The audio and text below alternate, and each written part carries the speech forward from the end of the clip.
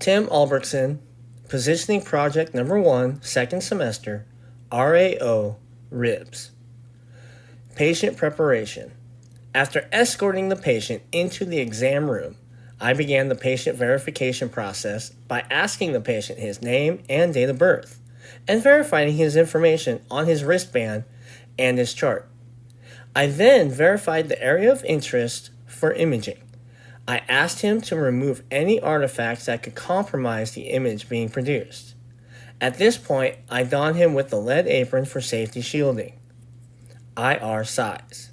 For this imaging series, I chose to use the 14 by 17 inch, 35 by 43 centimeter IR cassette. IR orientation. The cassette is placed in the wall bucky in the portrait position. IR location. For this image, I chose to use the wall bucky to minimize pain and discomfort to the patient with possible injuries to the rib cage. SID.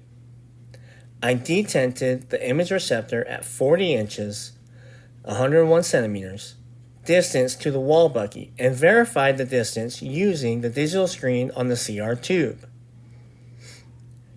Patient position.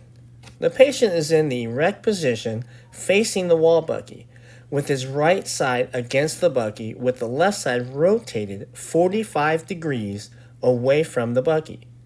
The left hand is placed on the wall bucky with the left elbow up and moved to move the arm out and body out of view from the superimposition of the area of interest and to stabilize them in case there's any wobbly. Part position. The body is positioned at a 45-degree angle with the right side toward the IR to elongate the axillary portion of the left ribs. CR location. The CR is positioned perpendicular to the IR, positioned 7 to 8 inches below the vertebra prominence, basically the level of the T7 vertebra. CR angulation. The CR is perpendicular to the IR with no angulation. Collimated field size. When imaging the ribs, the lateral collimation is set at 17 inches. The horizontal collimation is set at 11 inches. The top collimation border terminates 1 inch to 1.5 inch above the shoulder, making sure the first rib is in the image. The vertebral column terminates 1 inch past the vertebrae. Visual of appropriate marker location. For this image, the left marker is placed in the upper left corner so it is in the image but not to impede on any anatomy of interest. KVP range for this image was 75 to 85 KVP. Instructions to the patient for the exposure. I instructed the patient to take a deep breath, let it out. I then instructed him to take a second deep breath. This time I had him hold it.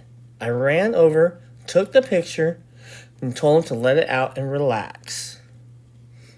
Anatomy demonstrated for this image are the ribs number 1 through number 9. Items in profile. There is nothing in profile at this time for this image.